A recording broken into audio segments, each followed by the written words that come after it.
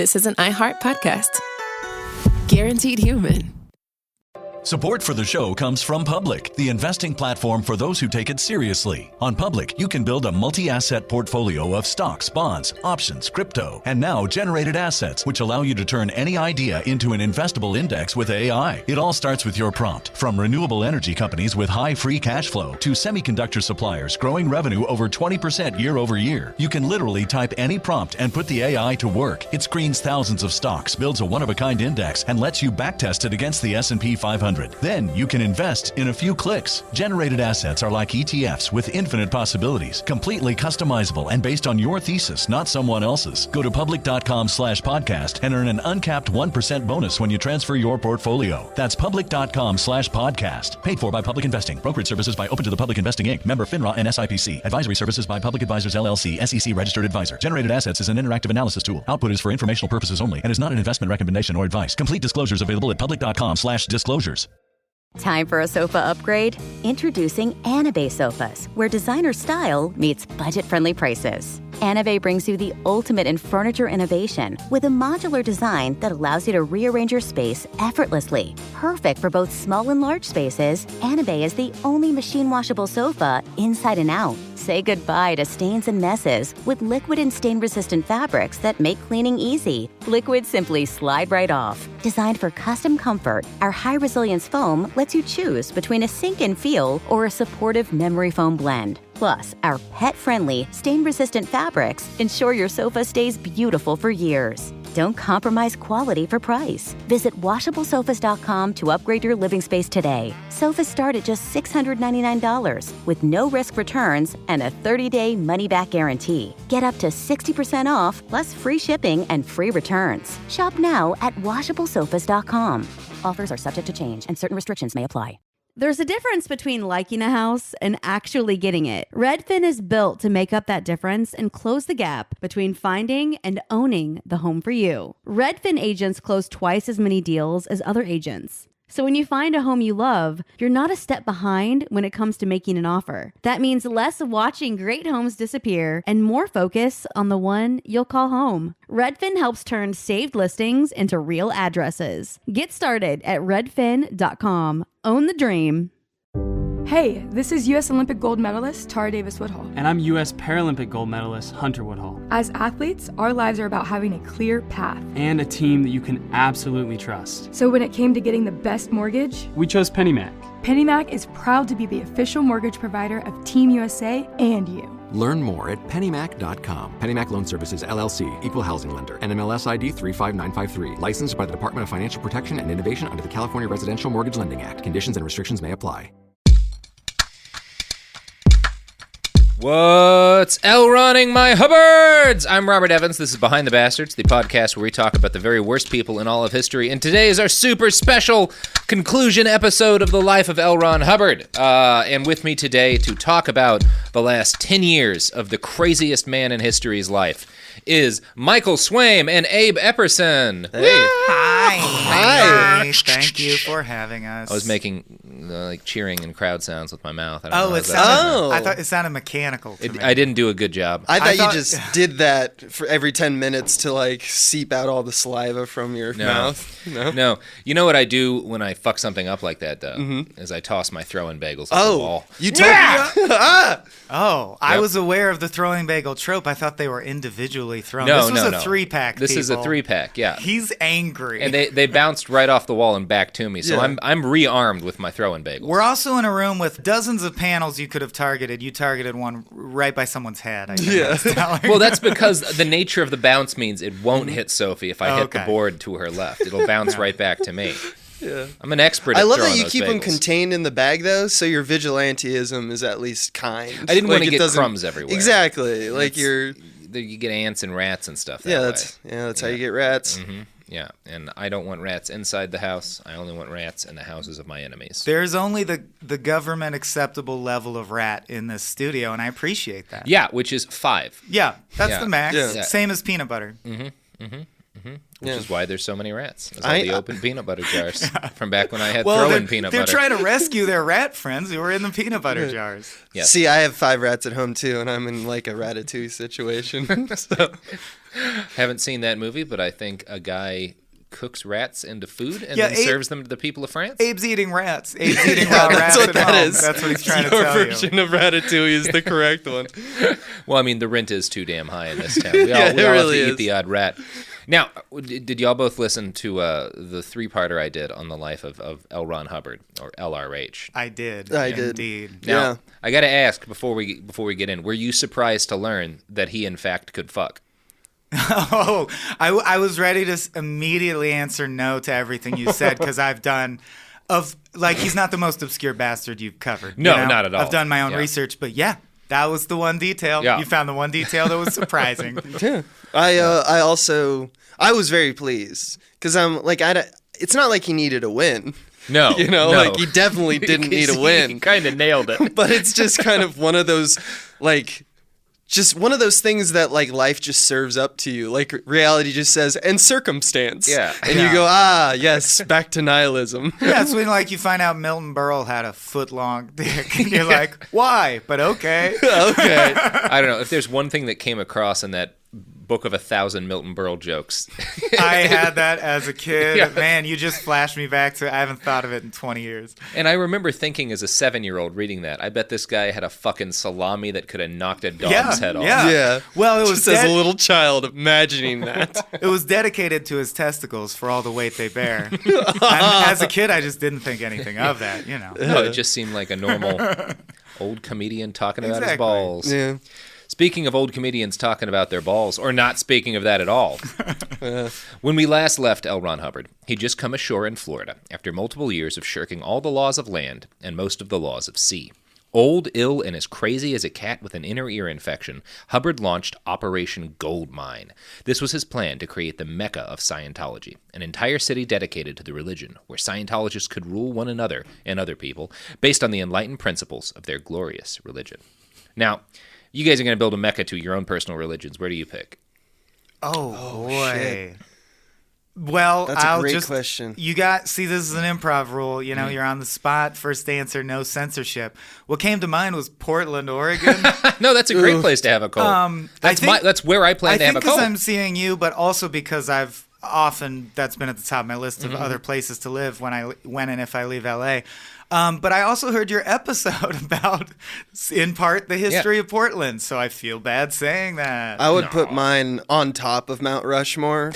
Way better. You had more time to think. I have more time to think, In general, on Mount Rushmore. Question is, would it be your face? Is your Mecca in the shape of your face? It could be whatever the fuck I want. Okay. Just you frowning down on 4 presidents? On my ongoing battle to beat the presidents. That is what we know about Abe. Well, L. Ron Hubbard was, as I think we've established, the craziest man who ever lived. Mm-hmm. He's a contender in that. And as the craziest man who ever lived, he picked the craziest state. And I say this as a Texan. Nobody beats Florida in the crazy state lottery. Sure. It's got to be Florida. And, of course, L. Ron Hubbard picked the city of Clearwater, Florida. Now, there was a downside to this, which is that the site that L. Ron Hubbard and his minions selected for their faith's new capital was already occupied by tens of thousands of people who were not Scientologists. So this was a problem, but not an insurmountable one, because L. Ron Hubbard had, as he had, most of our last 3 Conspiracy theory episodes. just spawned. Oh, it's not a theory. No, has. Oh. He's bopping around. Oh, he's still alive? Yeah. I hope his head's frozen in a jar. I'd like to see him get one more act. I'd like to see him and Ted Williams' head fight each other someday. Sure.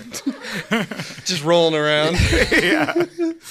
It's one of those things where after everything we went through in the first 3 episodes, it's shocking to me how much gas this guy had left in the tank. This is only the last decade, right? This is the last 10 years of his life. Hammer that home again. This is the Game of Thrones finale episode. Yeah. This is not the whole run. Most dictators get a 2-part, maybe a 3-part. Mm-hmm. Like L. Ron Hubbard, this is a 5-parter on him. But wait, there's more. Yeah.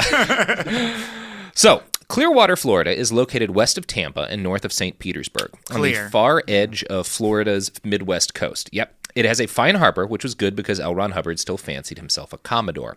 And as you pointed out there, Michael, the city's name Clearwater made it a perfect fit with L. Ron Hubbard's religious canon. Because, of course, clear is the state of being, like, highly Going evolved. clear. Yeah. Yeah. It's the whole goal in the Scientology canon. In 1975, when a disguised L. Ron Hubbard arrived with his retinue, Clearwater was a sleepy retirement community. It went by the nickname Sparkling Clearwater, and a third of its 100,000 citizens were over 65. It was not a place that prided itself on hustle and bustle. The town's most prominent building was the old Fort Harrison Hotel, an increasingly decrepit monument to Clearwater's glory days. The hotel was empty and for sale. In October, the Southern Land Sales and Development Corporation purchased the old hotel. The local attorney who represented the building's old owners called it one of the strangest transactions he'd ever seen. The building's new buyers had paid $2.3 million in cash for the building, and the fact that they had $2.3 million in cash was literally all he knew about them. The buyers would not even admit to having a telephone number. Good little gold I smell a grift coming. It's almost impressive they didn't run afoul of Disney operatives buying land out from Florida residents if there's to expand. Any group like crazier and wealthier than the Disney Corporation in yeah. this period of time, it's Definitely. the Church of Scientology. Now it's Disney. I mean, we all have humans have a long history of just like, if you get enough people and put them in a spot, you can declare that yours. Yeah. Yeah. Which is exactly what I plan to do someday in Oregon. Like Get a bunch of people. You guys saw that documentary, Wild Wild Country. Yes. Like that literally is my goal. Minus poisoning that town, probably. I saw the first 4 episodes. It's being the important. And I was like, it's kind of boring. They're not culty enough for my, the part of me that wants to watch it. And everyone said something happened. So now I know they poisoned a town. Good to know. They poisoned the shit out of a town. Yeah, we're past spoiler range. I think they were That's kind good of to on the know. right, though. Anyway, let's move on past Depends that. on the town. Yeah. Less than a week later, the Southern Land Development Corporation bought another of the city's landmarks, the Bank of Clearwater building. They paid $550,000, again in cash. Now, residents started talking after this, and they talked even more when a strange old man in a green jumpsuit showed up in town and publicly announced that the Southern Land Company would be leasing the buildings to a group called the United Churches of Florida. He claimed that the United Churches would host religious meetings and seminars there. Now, this perplexed local journalists. They could find no records anywhere of the United Churches of Florida ever existing. This was because there was no United Churches of Florida, or Southern Land Development Company for that matter. Both organizations were, of course, fronts for the Church of Scientology. On December 5th, L. Ron Hubbard officially announced Project Power 3, a.k.a. Operation Normandy. I shave with that. It gets really close to the grain. It's got those 3 blades. Smooth. Yeah. You say that with a full beard. Yeah. Look, no one at this table shaves regularly. the literature they handed me made me understand that I am clean shaven. The Scientology razor works. This is just my sin coming out of my face. Yeah, he's clear shaven. I'm gonna get it audited away. Yeah. Yeah, you're shaved on the inside, which is where Exactly. it counts. Yeah. Little hairs, little thetans, it's all the same stuff. Now, the purpose of Operation Normandy was, quote, to fully investigate the Clearwater City and County area so we can distinguish our friends from our enemies and handle as needed. Hubbard's overall plan to accomplish this was, quote, to locate opinion leaders, then their enemies, the dirt, scandal, vested interest, crime of the enemies with overt data as much as possible. Then turn this over to United Churches, who will approach the opinion leader and get his agreement to look into a specific subject, which will lead to the enemy's crimes. United Churches then discovers the scandal, etc., and turns it over to the opinion leader for his use. Ops can be done as a follow-up to remove or restrain the enemy. So, Wow. just gets right into it with how do we deal with our enemies that we're gonna make. That's his tool is to blackmail so quick. Like he doesn't someone introduces you by pointing him across the room at a party like, oh yeah, that's my friend Elron. He's got dirt on you. Damn, that was fast. Yeah.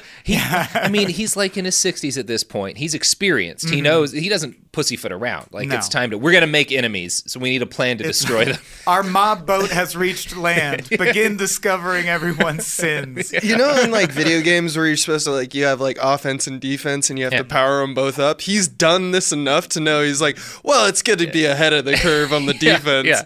He's been playing for a long time. Yeah, exactly.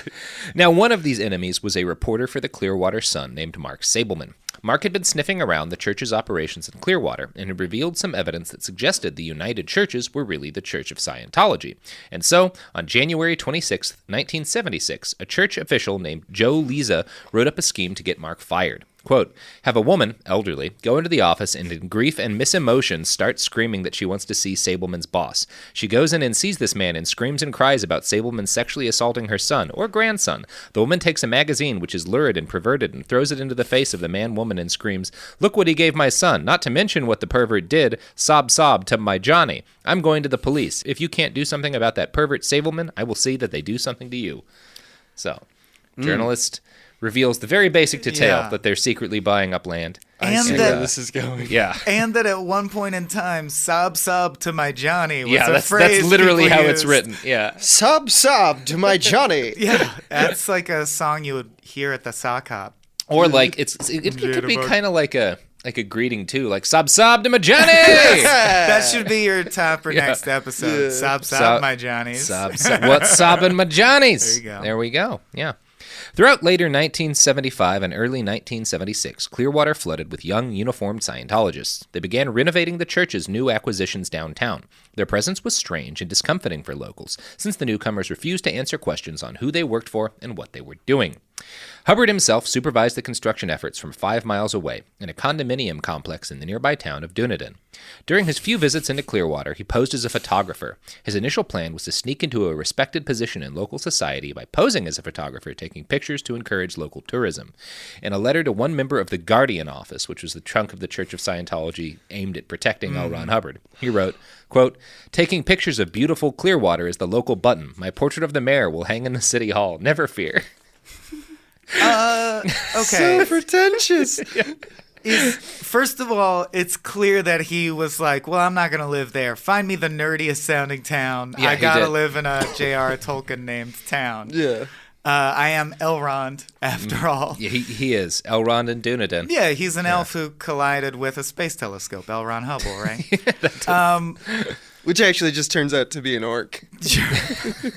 But secondly, is he allowed back on land? I thought he was going to get arrested. Oh yeah, at any no, time. he's not allowed. That's why he's always in disguise and hiding. So he's like on the. I mean, because I thought the boat was his sort of final solve for evading the law. But even in this late stage, he's like, I'm risking it. He's risking it now. Okay. He's being hidden at this point. He has a whole team of people. The Guardian Office is just there to keep people off his back. Which would sound silly if you hadn't just dropped the KKK episode where they're like the exalted Cyclops. Oh yeah, and the King Kleagle. Oh, the Clavey. Yeah. The Clavies, my Clavies. Unfortunately for L. Ron Hubbard, the mayor of Clearwater had no interest in being photographed by a strange old man. He was deeply concerned with this army of anonymous invaders. At one point, he reached out to the United Churches and said, quote, I am discomfited by the increasing visibility of security personnel armed with billy clubs and mace employed by the United Churches of Florida. I am unable to understand why this degree of security is required by a religious organization. Whoa. UCF, more like UFC, am I right? It's like a reasonable question. Yeah, it seems like you brought an army to our sleepy retirement town. Yeah. And also why? A Catholic priest walking down a cobblestone street oh, how you doing, lads? Just smacking a nightstick into his hand. That is discomfiting. Yeah. I think that's the perfect word. That is the perfect word. It became clear that the Scientologists would need to stage a reveal of their organization to the people of Clearwater. In early 1976, they held a meeting at the Fort Harrison Hotel, officiated by L. Ron Hubbard himself. He wore a beret, khaki fatigues, and headphones, and local religious leaders watched in wonder and confusion as this bizarre man presided over the setup of microphones and stage managed the production of the press conference down to the tiniest detail. He was introduced as Mr. Hubbard, an engineer. We could have got him. Why didn't they get him? One of the like kind of through lines of any time you read about criminals in the 70s, like the FBI really wasn't very good at its job. I mean, you could debate whether or not they still are, but everyone was kind of asleep at the wheel until September 11th. Which, is part of why September 11th happened. Right. It's almost as if in the human narrative, there's incompetence has always been with us. Mm-hmm. Yes. Especially of those of power. Yeah. It shouldn't have been super hard to find L. Ron Hubbard. Now, 500 local citizens attended the meeting where they were shown the renovations done to the Fort Harrison Hotel. Scientology representatives tried to reassure them that the church was a fundamentally friendly force with no nefarious aims towards their town. A spokesman for the church told them, Scientologists are people who don't drink or violate laws. They are friendly and want to contribute. The very next day, the Church of Scientology filed a $1 million lawsuit against the mayor of Clearwater, Gabriel Cazares, suing him for libel, slander, and a bevy of civil rights violations. A few days after announcing his presence in Florida and instantly suing the mayor of the town, L. Ron Hubbard went out to get a suit tailored near Dunedin. It turned out that the tailor was a science fiction fan, and since Ron was a proud narcissist, he immediately revealed his identity to the fan and told him he was staying nearby. The news percolated through the local rumor mill, and before long, it was common knowledge that the prophet of Scientology was hanging out in Dunedin rather than Clearwater. Now, at the time, there were numerous pending lawsuits and investigations against the church, and the fact that Hubbard's location had been revealed by himself made him incredibly paranoid. Within days of revealing himself to Clearwater, he and his entourage fled 1,200 miles north to Georgetown. Hubbard grew a beard and bought a new wardrobe from a local Salvation Army store. One of his aides, who'd been with him during his long boat journey, noted that it was strange because on the ship he had all these phobias about dust and smells and how his clothes had to be washed, but all that vanished when we were living together in Washington. So he goes boho. Kind of an Assange arc for him. Yeah, he had like a second religion family. Mm-hmm. He had like two secret. Yeah. Oh man, they're just pests though, right? Like they just anytime anyone might be a threat, they just throw everything at them. I'm gonna sue you then. Oh yeah, didn't you hear? They just throw everything at everyone in any area they're in before they get to know anyone. Right.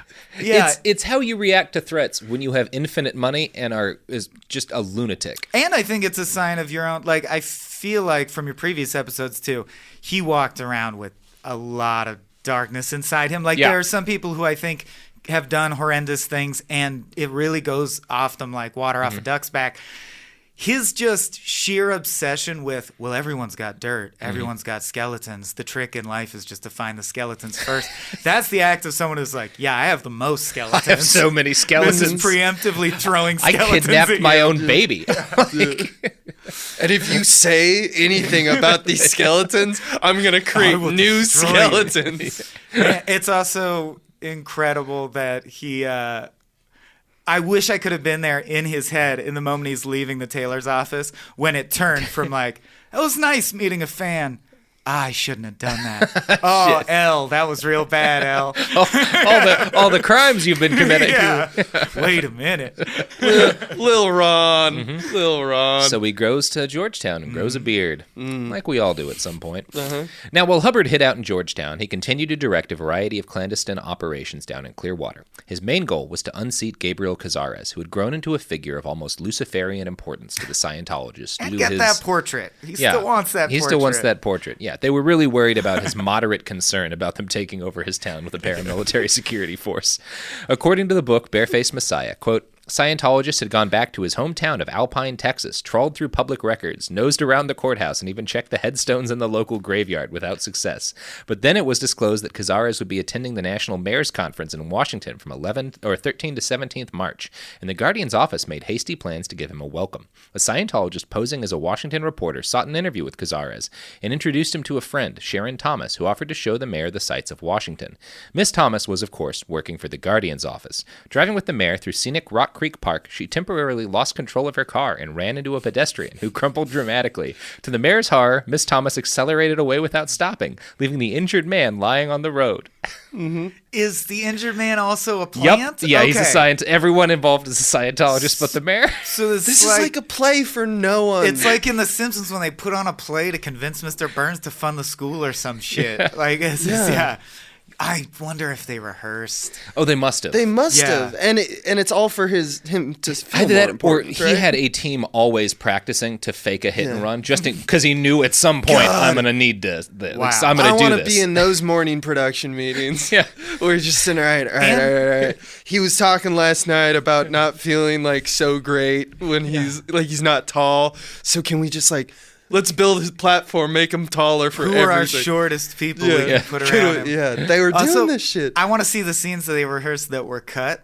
Like, okay, in case the mayor gets carried off by a giant bird of prey, we have this great scene worked out. It never happened. It just, like, stayed on the cutting room floor. Yeah. With the Thetans. They're probably, that's why I get the acting connection now. Mm-hmm. Oh, that makes sense. Yeah, they had to do a lot of improv. We'll be getting a little more into that, too. And that pedestrian, Thomas Cruise. Yeah. That was his first role. Yeah.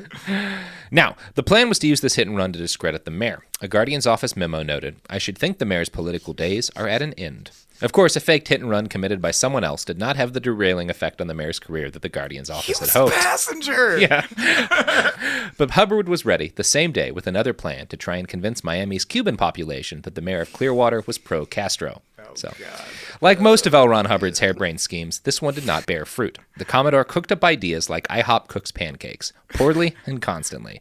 But all of his schemes were not half-assed. And while all this was going on, the Church of Scientology was deep in the middle of the most ambitious scheme of its history to date, Operation Snow White. Ooh. On November 9th, 1975, an agent of the church, codenamed Silver, walked into the Internal Revenue Service headquarters in Washington, D.C. He entered the office of attorney Charles Zouvrain, although he had no legal right to be there, and began taking documents. He made copies of hundreds of confidential tax documents and then walked out the door with them. Like the purchase of the Fort Harrison Hotel, this was done under the express orders of L. Ron Hubbard. The genesis of Snow White had come in 1973, whilst Hubbard and his Sea Org were still trawling international waters.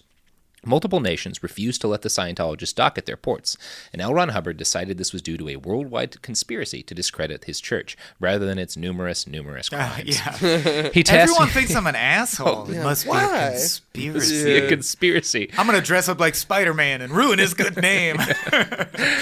Hubbard tasked Scientology's investigative arm, the Guardian Office, with countering this false information. The name Snow White was picked because Hubbard claimed the government's case against him was, in essence, a fable. Now, call it Operation Fable. That's way cooler. Well, he went with Snow White. All right. Under the direction of his wife, Mary Hubbard, Operation Snow White would grow into a sprawling infiltration of the U.S. federal government at every level. Agent Silver's theft of IRS documents was just one part of the scheme. Agent Silver was really IRS clerk Gerald Wolfe, and in that capacity, he was able to steal more than 30,000 pages worth of documents. By the beginning of 1975, the church had actually succeeded in placing agents inside the IRS, the U.S. Coast Guard, and the DEA. Now, this scheme was executed entirely by agents of the Guardian Office. They were trained to lie, or in Scientology terms, outflow false data in order to worm their way into these federal organizations. That's a good synonym for lie. Flow. I'm wrapping my head around that euphemism. Outflow false data. Synergize the dishonesty.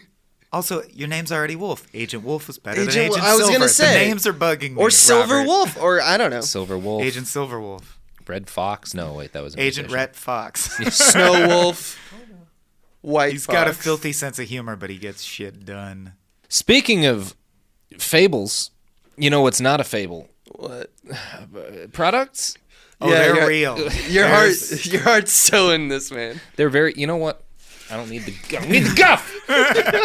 See, I throw the bagels, they come right back to me. Hey, those are some products. Yeah. The services are real, but we are not. The services are real, and the throw-in bagels are real. My current throwing bagels are everything bagels, kettle boiled and health baked sliced, the bagel that won the West. And they're bruising badly, which I didn't think bagels were supposed to do. The bagel that won the West. I didn't know that, yeah. Did these wipe out the Cherokee? Are these genocide bagels that I'm throwing on the wall? I mean, they're everything, so they're definitely genocide, plus, I guess, everything else. That's not cool. Thousands of American bison died with those bagels embedded in their skulls. Sophie, I want bagels that didn't commit genocide. Fair. Yeah, fair. Also, these expired February 25th. So I want fresh throwing bagels. Actually, the expired ones work a little bit better. So, check out these ads.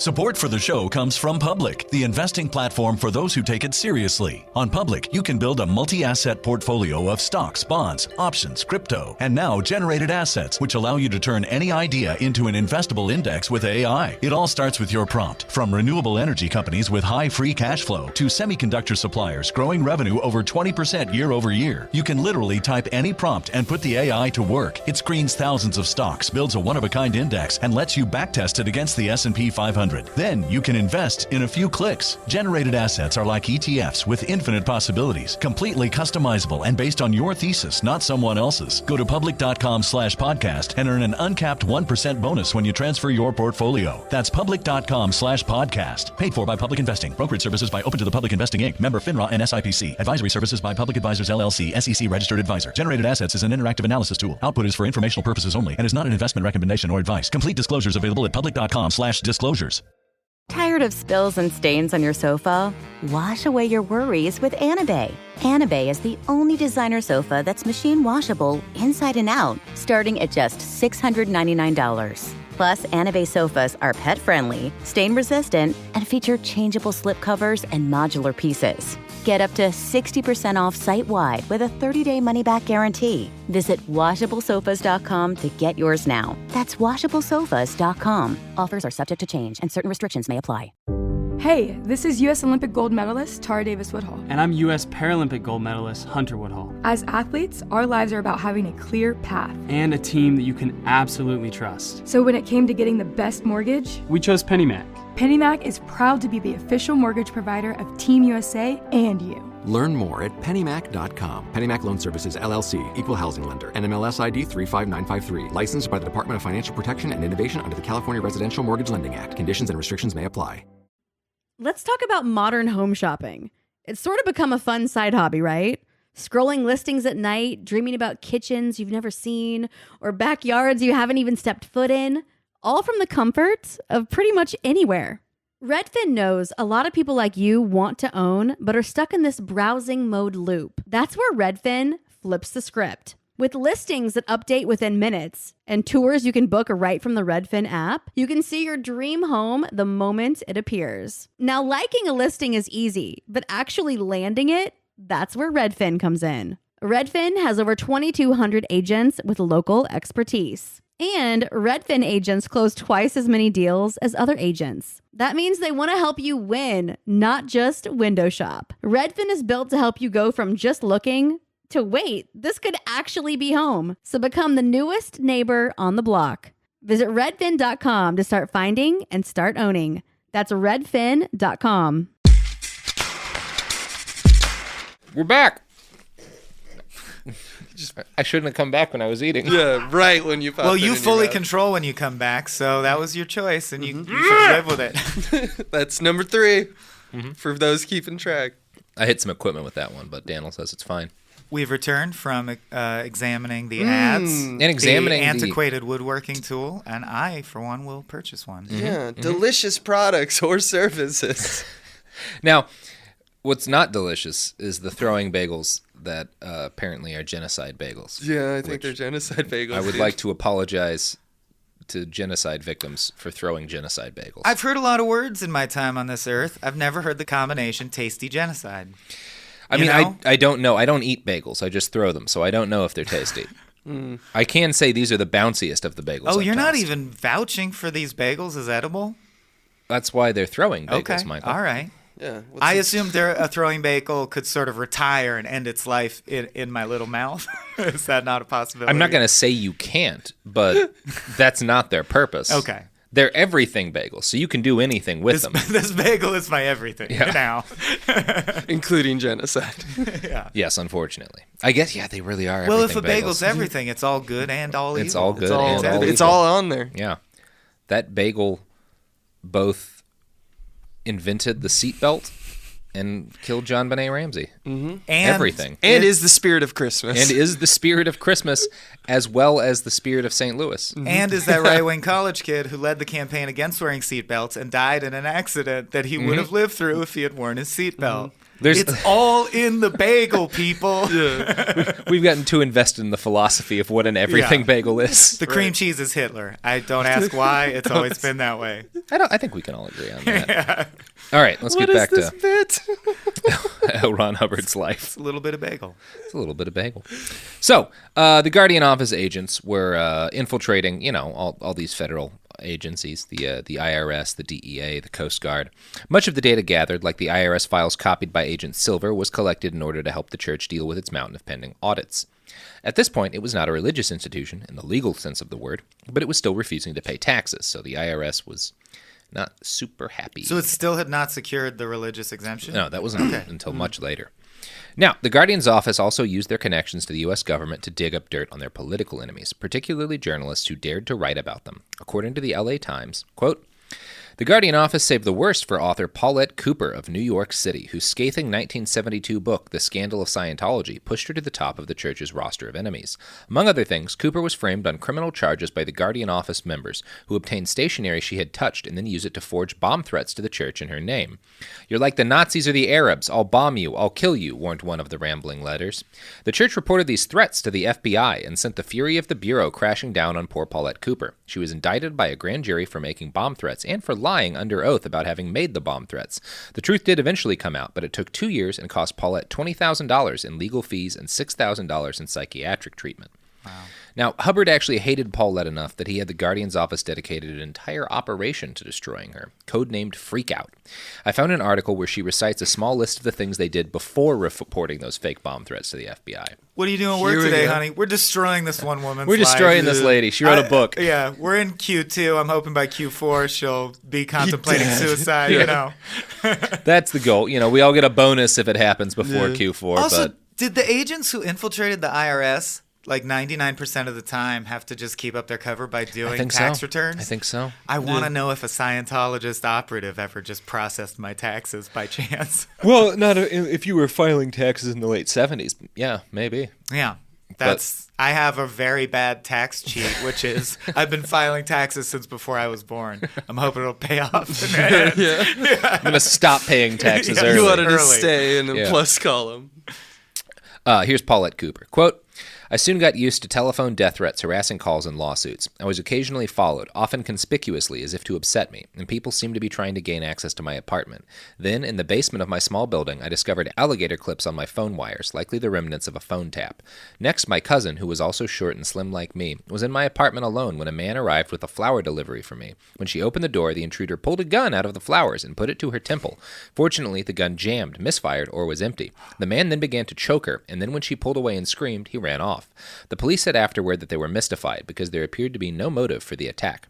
I quickly moved to a safer doorman building, but soon afterwards, 300 of my new neighbors received an anonymous smear letter about me, outrageously describing me as a part-time prostitute with venereal disease."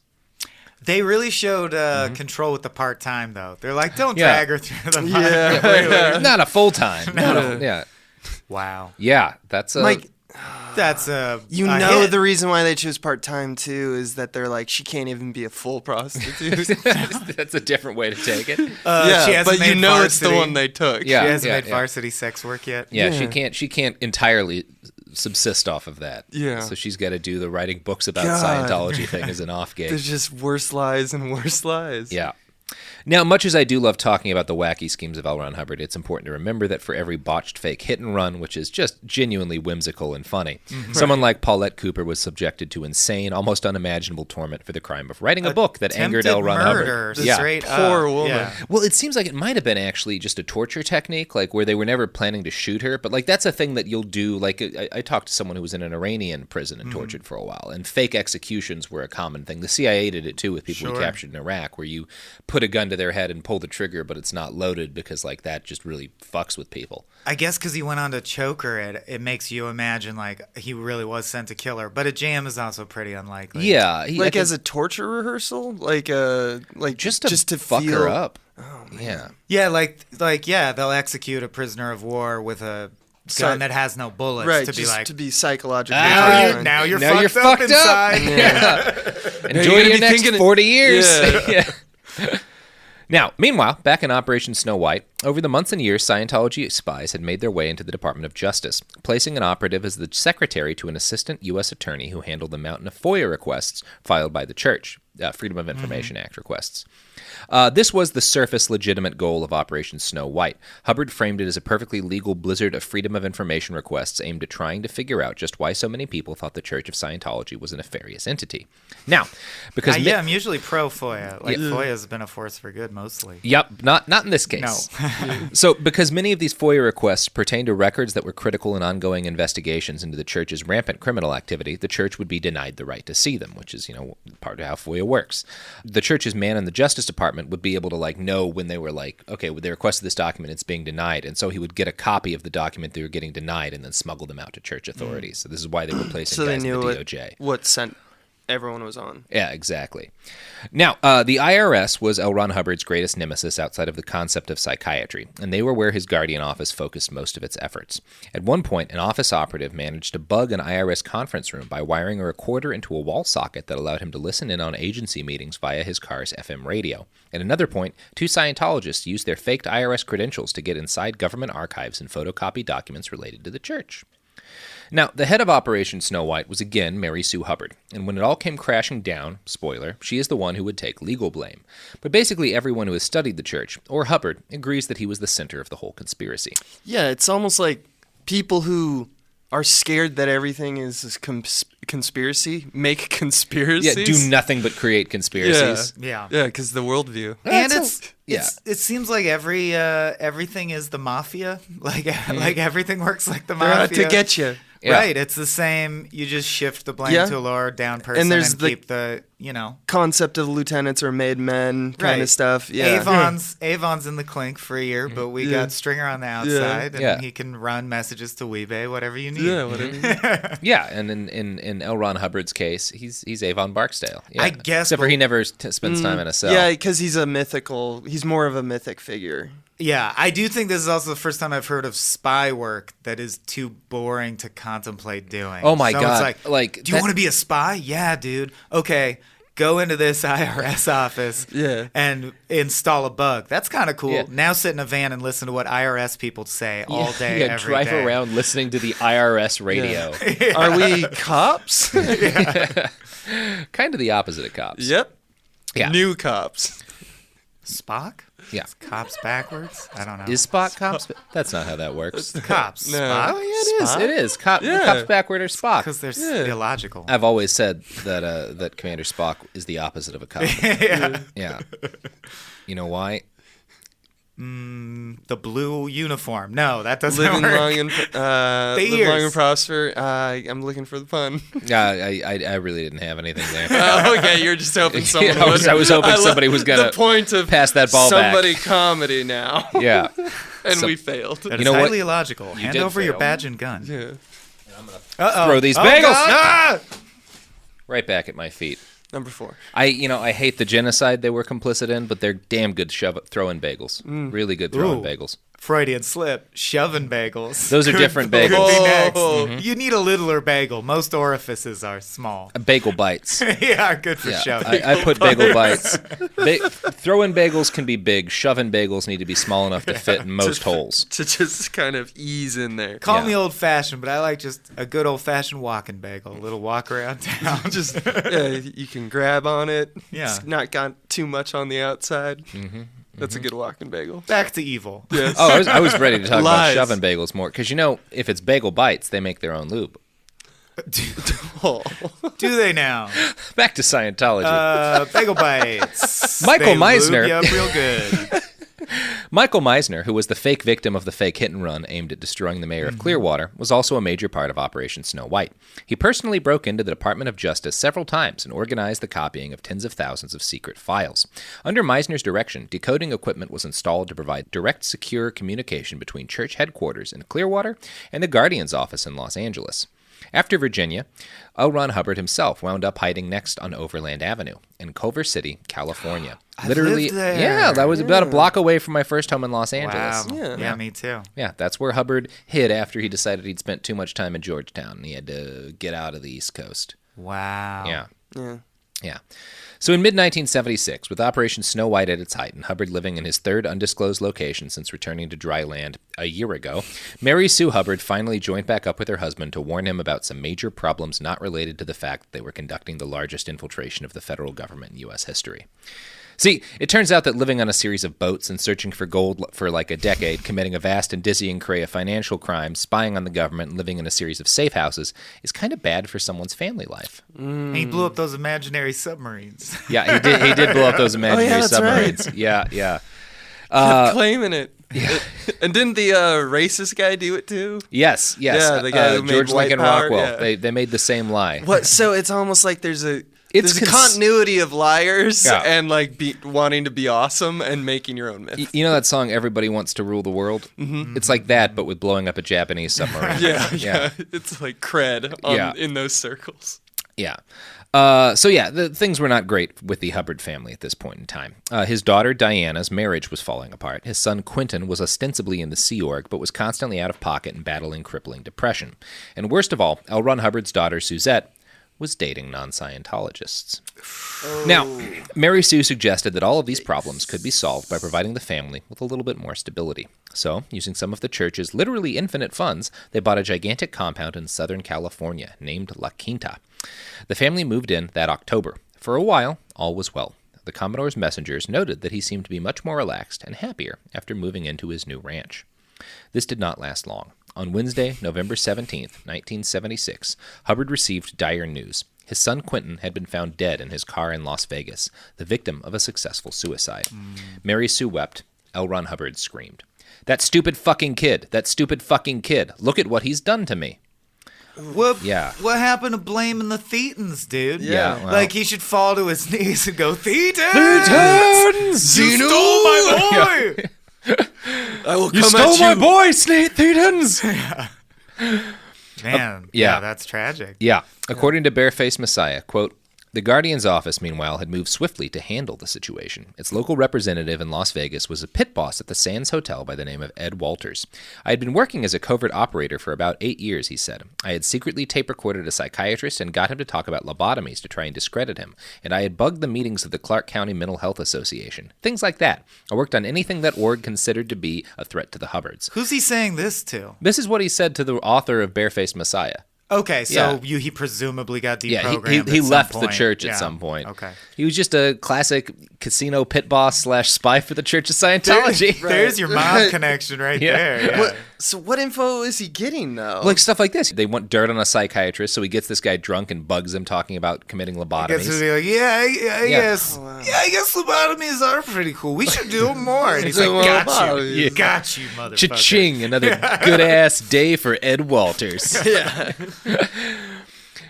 So anyway, this is Walters again. Quote, when they found out Quentin was here, I was told to get a hold of all of his medical files. There was apparently evidence that he had had a homosexual encounter shortly before he was found, and they didn't want anything like that to get out. There was a girl Scientologist working in the hospital in a very secure position, and she got all the reports on Quentin and gave them to me, and I handed them over to the Guardian's office. Quentin was cremated the next day. Those who knew him suggest that he probably just wanted out of Scientology, but couldn't think of a way to do so without ending his own life. According to Ed Walters, you don't just leave something like Scientology. You quit and then instantly become an enemy. He knew his father violently attacked anyone who betrayed him, and he knew that the Guardian's office would be after him as a traitor. He had grown up in Scientology and would have been tremendously afraid of the world out there, full of wogs and evil people. I guess he just couldn't handle it. Now, L. Ron Hubbard probably would have yelled the same thing if he had left Scientology instead of killing him. What has he done to me? Yeah, what has he done to me? Right. It's one of those things. It's crazy because, like, of course, they have some people in Vegas. Like, it's like they have this pit boss in Vegas, and they have, like, a lady working at a hospital. But, like, I feel like at this point, you get the feeling that at this point in the church's history, they have people like that in pretty much every city. Every major city. Yeah, in the United States, they've got right. Scientologists scattered around who they can trust to, like, yeah, we need you to pull some medical records for us. We need you to bug this conversation. We need you to get this guy wasted or whatever. That's almost the more baffling part because I can wrap my head around the concept of crazy people doing crazy stuff because they want to be awesome. Yeah. But the fact that they convince en masse all these people of different walks of life that are applicable in the way of like, oh, I can get information from them. Like, that's just, what is that demographic consistency? Well, you got to keep in mind, one of the things he's saying at this point in time, this is, the Cold War is pretty ornery in, like, the late 70s. This is not that long before Red Dawn comes out. So so fear's high. Fear is high. L. Ron Hubbard, one of the ways he's billing Scientology is like, this is the tech, which is like his term for their religious stuff. This is what's going to save the world. This is what's going to like make a nuclear war possible. So he, like, all of you are like as like the guardians of this sacred knowledge that I've brought from space. All of you are like integral in saving the world. So these people like view themselves as secret agents, for in the cause of the salvation of humanity. Right. Which, if you're just like a pit boss or a lady working in a mid-level position at a hospital and you want some excitement in your life, it's desirable. Yeah. It's cool, right? Like, you get to be a secret spy, bug these evil psychiatrists or whatever. Also ironic that the only place he didn't befoul with horrendous crimes is space. I think that's the only place he's innocent. He totally got the underground. Oh, he did try to. He wrote letters to NASA saying that you're not going to get into space without our help. That's why I mentioned it. Is I bet your bottom butt that this is a guy who genuinely wanted to go to space. I used to read his sci-fi books because I read all sci-fi books.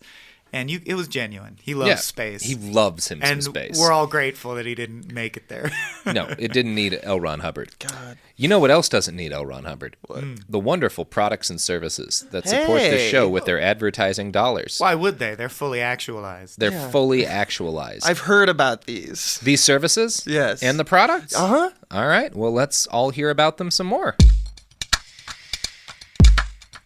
Support for the show comes from Public, the investing platform for those who take it seriously. On Public, you can build a multi-asset portfolio of stocks, bonds, options, crypto, and now generated assets, which allow you to turn any idea into an investable index with AI. It all starts with your prompt. From renewable energy companies with high free cash flow to semiconductor suppliers growing revenue over 20% year over year, you can literally type any prompt and put the AI to work. It screens thousands of stocks, builds a one-of-a-kind index, and lets you backtest it against the S&P 500. Then you can invest in a few clicks. Generated assets are like ETFs with infinite possibilities, completely customizable and based on your thesis, not someone else's. Go to public.com/podcast and earn an uncapped 1% bonus when you transfer your portfolio. That's public.com/podcast. Paid for by Public Investing. Brokerage services by Open to the Public Investing Inc. Member FINRA and SIPC. Advisory services by Public Advisors LLC, SEC registered advisor. Generated assets is an interactive analysis tool. Output is for informational purposes only and is not an investment recommendation or advice. Complete disclosures available at public.com/disclosures.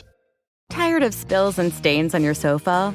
Wash away your worries with Anabay. Anabay is the only designer sofa that's machine washable inside and out, starting at just $699. Plus, Anabay sofas are pet-friendly, stain-resistant, and feature changeable slipcovers and modular pieces. Get up to 60% off site-wide with a 30-day money-back guarantee. Visit washablesofas.com to get yours now. That's washablesofas.com. Offers are subject to change, and certain restrictions may apply. Hey, this is U.S. Olympic gold medalist Tara Davis Woodhull. And I'm U.S. Paralympic gold medalist Hunter Woodhull. As athletes, our lives are about having a clear path. And a team that you can absolutely trust. So when it came to getting the best mortgage, we chose PennyMac. PennyMac is proud to be the official mortgage provider of Team USA and you. Learn more at pennymac.com. PennyMac Loan Services, LLC, Equal Housing Lender, NMLS ID 35953. Licensed by the Department of Financial Protection and Innovation under the California Residential Mortgage Lending Act. Conditions and restrictions may apply. Let's talk about modern home shopping. It's sort of become a fun side hobby, right? Scrolling listings at night, dreaming about kitchens you've never seen, or backyards you haven't even stepped foot in, all from the comfort of pretty much anywhere. Redfin knows a lot of people like you want to own, but are stuck in this browsing mode loop. That's where Redfin flips the script. With listings that update within minutes and tours you can book right from the Redfin app, you can see your dream home the moment it appears. Now, liking a listing is easy, but actually landing it, that's where Redfin comes in. Redfin has over 2,200 agents with local expertise. And Redfin agents close twice as many deals as other agents. That means they want to help you win, not just window shop. Redfin is built to help you go from just looking to wait, this could actually be home. So become the newest neighbor on the block. Visit redfin.com to start finding and start owning. That's redfin.com. We're back. Now, I want to be clear here. When I quoted Mr. Walters earlier, he said that L. Ron Hubbard's son was scared of a world filled with wogs and evil people. Now, my Australian listeners will note that the word wog is a racial slur in that country, but it also has a totally separate meaning in Scientology. So Walters was not being racist against anyone there. L. Ron Hubbard used the term wogs to refer to normal people who were not members of his sweet-ass space cult. He defined a wog as, quote... Like muggles? It means like muggles. muggles. And it sounds like muggle. Yeah, it is. And it's, Hubbard said a wog is, quote, a common, everyday, garden variety humanoid. He is a body. He doesn't know he's here, etc. He isn't there as a spirit at all. He is not operating as a thetan. He's such a special boy. He's not a special boy. Operating as a thetan. Yeah. I still don't even, because I thought you were trying to get rid of the thetans. Well, but you are a thetan too, right? I think. Okay. So, like, you're not operating, you don't realize you're a space ghost and try to inside a meat sock. Yeah. There's good thetans and there's cheating thetans. And you're saying they had locations all across the U.S. at this time. Oh, yeah, they're fucking everywhere, man. Sounds like there's space ghosts coast to coast. All right, well, the episode's over. That joke's all we needed. See you guys next week. I'm sorry, we pre-wrote that. We're all Scientologists. We talk about jokes all the time. We're really selling everyone on the cult. Someone's joking me. Hey, that wasn't an actor, though. That's true. That one was was real. true. That one was real. Might have been Tom Cruise. Probably not. Definitely not. Shouldn't be slandering a rich millionaire. He also runs too fast to ever believably be hit by a car as a pedestrian, I think. Just wouldn't buy it. I also think if he came after you wanting to kill you, he'd probably do the job. Mm-hmm. Oh, yeah. I feel like Tom Cruise could have very easily been a special forces guy or a murderer for hire. I mean, this is the kind of guy that with his fuck off money, Yeah. he just has like a compound where he learns martial arts. Yeah, where he learns how to destroy things. Yeah. So you were worried about the legal ramifications of slandering him by saying he might have been that guy. But you immediately also want to say he's probably good at murdering. I mean, I think he would be the first to admit that. Sure. He would be, hypothetically, a great murderer. When you talk to guys who do train Hollywood actors for gun stuff, the two people they note as being these guys don't really need any help is Tom Cruise and Keanu Reeves. I knew it'd be Keanu. Yeah, because all the movies he's been in where he's had to shoot guns. And if you see him behind the scenes, he just tries hard. Yeah, Keanu Reeves he works cares really about hard. trying hard. Yeah, he's a great guy. Now, you remember those two Scientology agents who orchestrated the Department of Justice break-in back in 76? Mm-hmm. Well, after 11 months on the lam in early 1977, one of them broke and became an informant to the FBI. The Bureau had been on his case for the break-in, but the full story of the church's infiltration of the U.S. government was complete news to them. They opened a massive investigation into Scientology's sweeping infiltration of the United States government. The investigation would culminate in a June 1977 raid that is still one of the largest raids in the history of the FBI. 134 agents with crowbars and sledgehammers tore through Scientology HQ in D.C., as well as their offices in Los Angeles. They carted away tens of thousands of documents, including the plans for Project Normandy, revealing the church's secret goal to establish area control in the city of Clearwater. The resulting court case led to 11 Scientologists, including L. Ron Hubbard's wife, Mary Sue, being convicted and sentenced to up to 5 years in federal prison. L. Ron Hubbard was named by the grand jury as an unindicted co-conspirator, a term we all know very well now, but the seized files did not link him directly to any crimes. He maintained his innocence up until the very end. According to the Justice Department, quote, "The crime committed by these defendants is of a breadth and scope previously unheard of. No business, office, desk, or file was safe from their snooping and prying. No individual or organization was free from their despicable conspiratorial minds. The tools of their trade were miniature transmitters, lockpicks, secret codes, forged credentials, and any other device they found necessary to carry out their conspiratorial schemes." By the way, it's worth noting that while this is happening at the height of the Cold War, the Soviet government never managed to infiltrate the United States in nearly as comprehensive or extensive a fashion as the Church of Scientology did.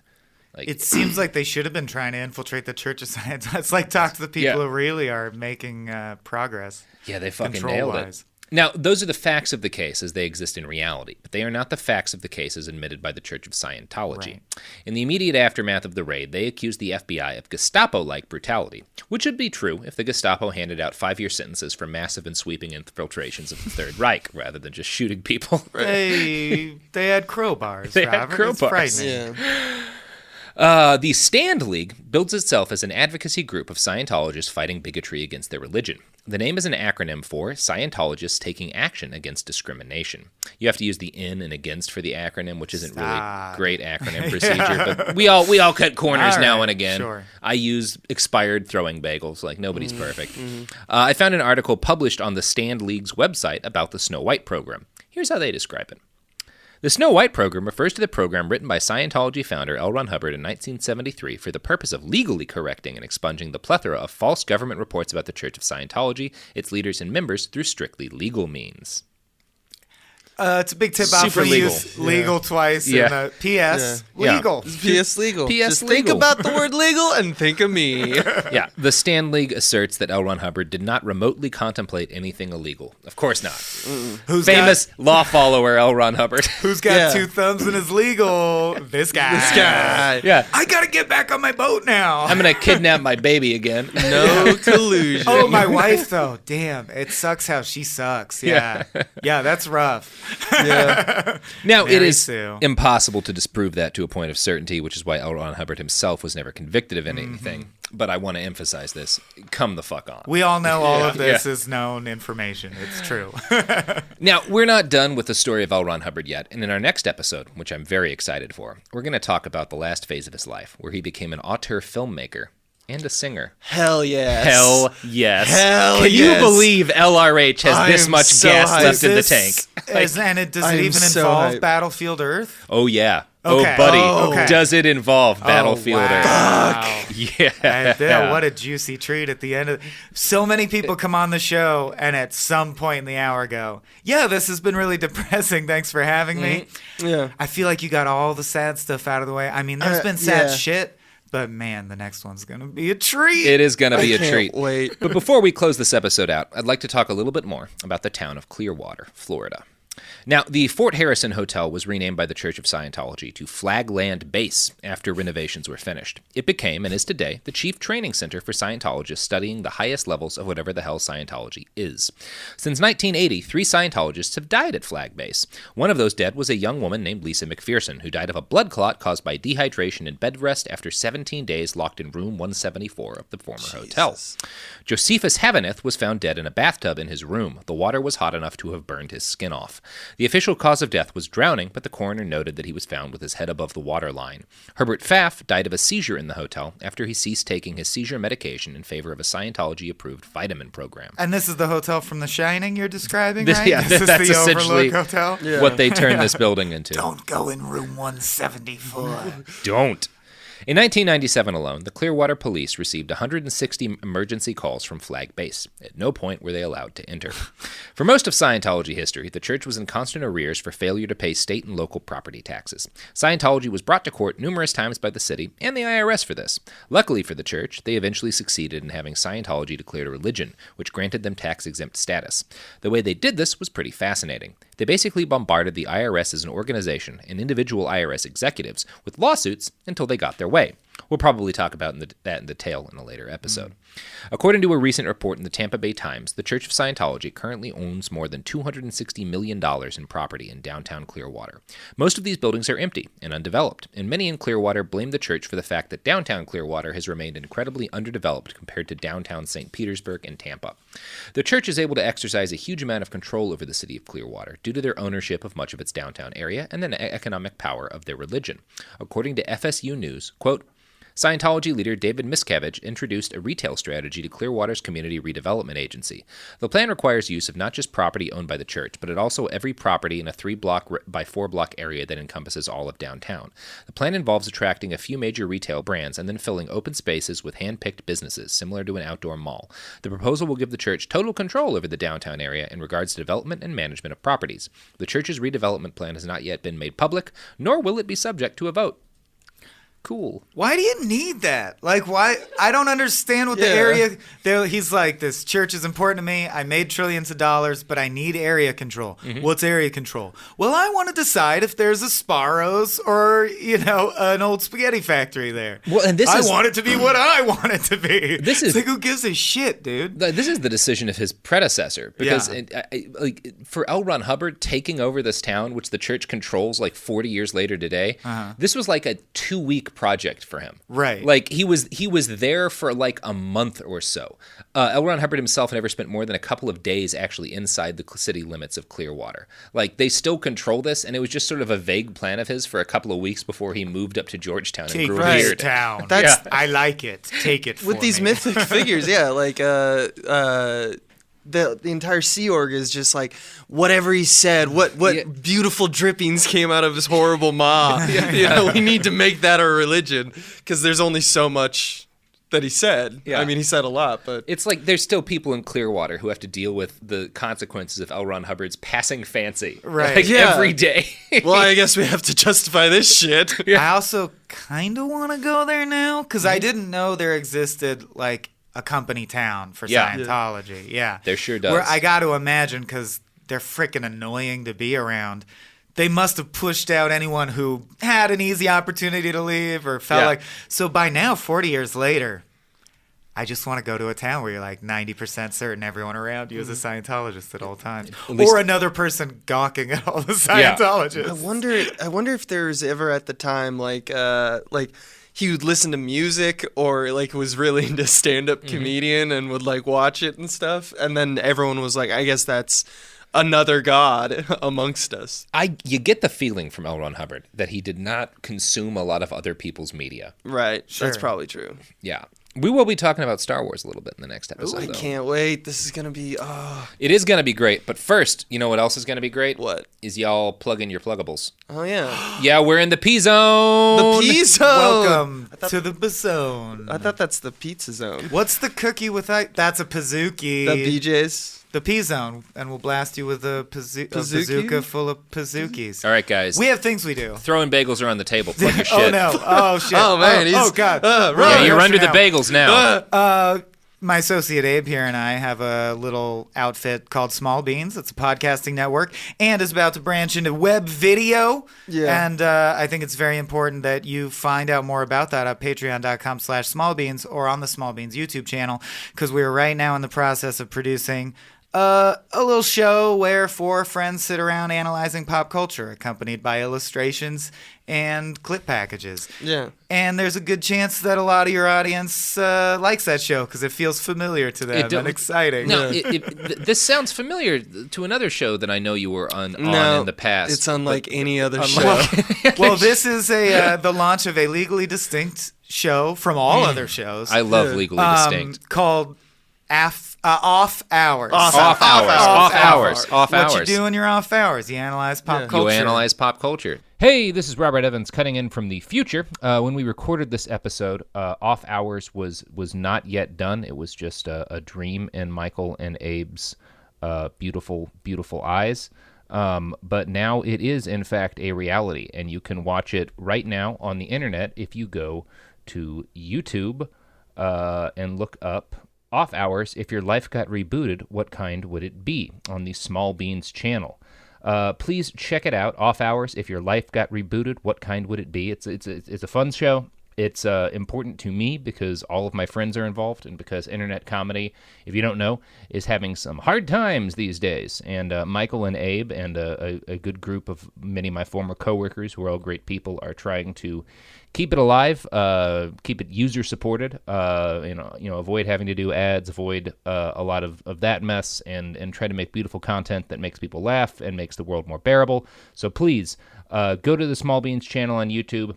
Check out the first episode of Off Hours, share it with your friends, donate to Small Beans, and keep the world laughing. That's all I do in my Or Off you Hours. research horror. The reason we chose that name is because the acronym is O, like, I might want to watch this. And then F, fun. F, friends. Fun with friends. Fun with friends. Oh, fun with friends. And it's, after your work hours. Yeah. It's like after hours would have worked too. Yeah, you can watch it after hours if you want. It's the kind of thing I would watch when I put down my throw-in bagels for the day and I pick up my relaxin' bagels. Right. Yeah. Just unwind with the soothing dulcet tones. I am pitching a Frasier episode that I think will convince you to throw a bagel or two at the screen. Okay. Yeah, he might be bad. Yeah, Frasier might be bad. Guys. So many surprises like that and more at patreon.com/smallbeans. Small Beans. Thank All right. you. I'm Robert Evans. You can buy a shirt. T-Public, Behind the Bastards. You can buy a shirt. You buy shirts now. You can also just buy shirts in other places if you want a shirt.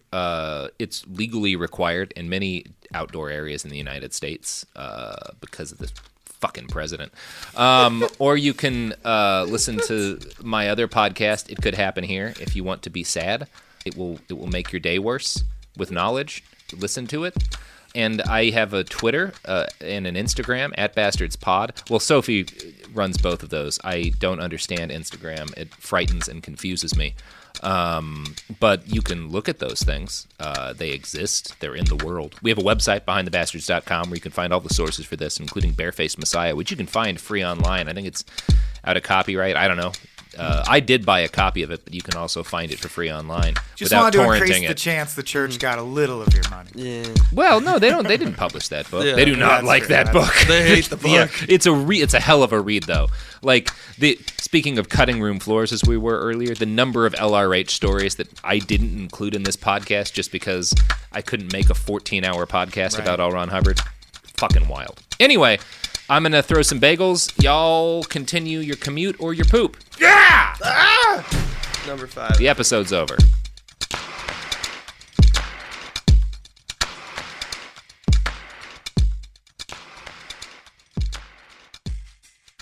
Kids, pets, life, your sofa sees it all. But with a washable sofa, stains don't stand a chance. All of our sofa collections come with fully machine washable covers and cushions, making cleanup effortless. Liquid and stain-resistant fabrics provide extra protection against everyday messes. Plus, with modular designs, you can rearrange your sofa however you like. Perfect for growing families and changing spaces. Starting at just $699, it's time to upgrade to a stress-free, mess-proof sofa. Visit washablesofas.com today and save. Offers are subject to change, and certain restrictions may apply. There's a difference between liking a house and actually getting it. Redfin is built to make up that difference and close the gap between finding and owning the home for you. Redfin agents close twice as many deals as other agents. So when you find a home you love, you're not a step behind when it comes to making an offer. That means less watching great homes disappear and more focus on the one you'll call home. Redfin helps turn saved listings into real addresses. Get started at redfin.com. Own the dream. This is Bethany Frankel from Just Be with Bethany Frankel. Most dog food is marketing, not nutrition. That is why Biggie and Smalls eat just food for dogs, real 100% human-grade food with ingredients I actually recognize. And yes, I do see the difference. Better digestion, healthier skin, more energy, dogs that feel better, my babies. If you've been on the fence about switching, stop overthinking it. What's more important than your furry babies and their health? Go to justfoodfordogs.com right now and get 50% off your first box. No code needed. Just try it. This is Radhi Devlukia from A Really Good Cry. I absolutely love being outdoors, even if it's just stepping outside for a bit of fresh air between meals or taking a mindful walk to clear my head. But the one thing that can really ruin that is when my feet feel cramped in my shoes. So I switched to ultra running, and honestly, it makes such a difference. What I love most is their signature Ultra Fit Comfort Balance Strength. They have this roomy toe box that lets my toes actually spread and move naturally. So I really appreciate that. And I feel more grounded and balanced with every single step. It's like my feet can finally do their job, using all those little muscles that make me feel stronger the more I move. Whether you are a marathon runner, beginner or advanced, or just getting outside to train, Ultras have become my go-to for running and moving mindfully. They fit so well, they're so comfortable, and they just move with you. Shop now at ultrarunning.com and use my code CRY10 for 10% off. That's ALTRA running.com. Experience Ultra and stay out there. This is an iHeart podcast. Guaranteed human.